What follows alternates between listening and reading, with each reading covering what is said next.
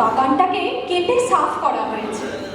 গুরুপদবাবুর সংসারে তো মন নেই, কিন্তু ওনার যে শালা আছে গণেশ মামা, এই সংসারের অধিপত্য করেছে। বিকেল 5টার সময় নিবারণ, সত্যব্রত, পরমার্থ, নিতাই বাবু বাড়ির নিচে এসে পৌঁছলেন। বাড়ির নিচের ঘরে অনেক ভক্তগণের বসার জায়গা করা হয়েছে। নিবারণ ও সত্যব্রত বাগানের পিছনের দিকটাতে এলো। ওখানে দেখা গেল যে মৌলভী মজিরুদ্দিন বসে আছে। মৌলভী সাহেবের নিবাস। ইনি গুরুপদবাবুর অন্যতম মোহরী। গুরুপদবাবু ওকালতি ত্যাগ করার পর থেকে মজিরুদ্দিনের আর উপার্জন নেই, কিন্তু এখনো তিনি মাসোহারা পেয়ে থাকেন। তাই মনিবকে উনি সালাম করতে আসেন। চলো সত্য, ভেতরে যাওয়া যাক। দাঁড়াও, আগে মৌলভী সাহেবের সঙ্গে আলাপটা সেরে নি। আদা মৌলভী সাহেব, মেজাজ তো দিব্যি শরীফ। এনাকে চেনেন না? ইনি নিবারণ বাবু, জামাইবাবুর দোস্ত। তো মৌলভী সাহেব, আপনার জন্য কিছু ভেট এনেছি, ভুল বুঝবেন না কিন্তু। এই আপনার 10 টাকা। শুক্রিয়া হুজুর। আর বাবু মশাই, সেই সন্দেহ কোথায় চলে গেছে?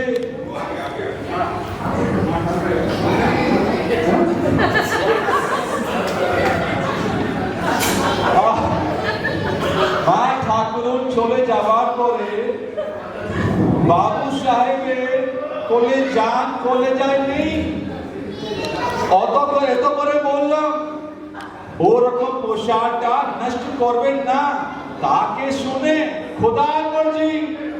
এই বাবাজিটাই যত নষ্টের গোড়া। বেরিঞ্চি বাবাজি থোড়েই আছে, তার ছেলেও নেই, জোটামি নেই, তিনি মছলি খান। আর 2 বেলা চাল আর বিস্কিট না হলে তার চলে না। এরকম সব বাবাজি যুবা চোর, ছোট মহারাজ, ওটা তো বিচ্ছু ফেগু। আমাকে কম অপমান সহ্য করতে হয়েছে। আমি কিন্তু বলেছি, আমি আর লম্বাই চড়াই সহ্য করবো না। আমি খানদানি, আমার ধমনীতে মোগলাই রক্ত আছে।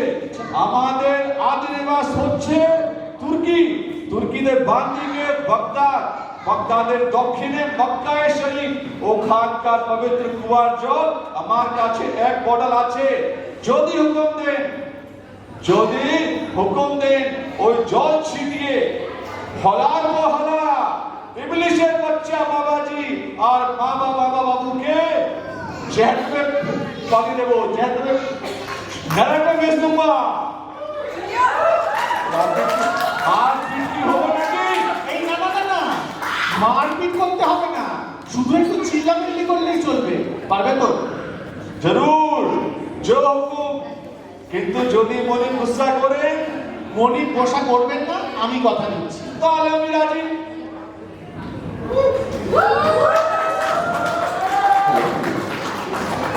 কোন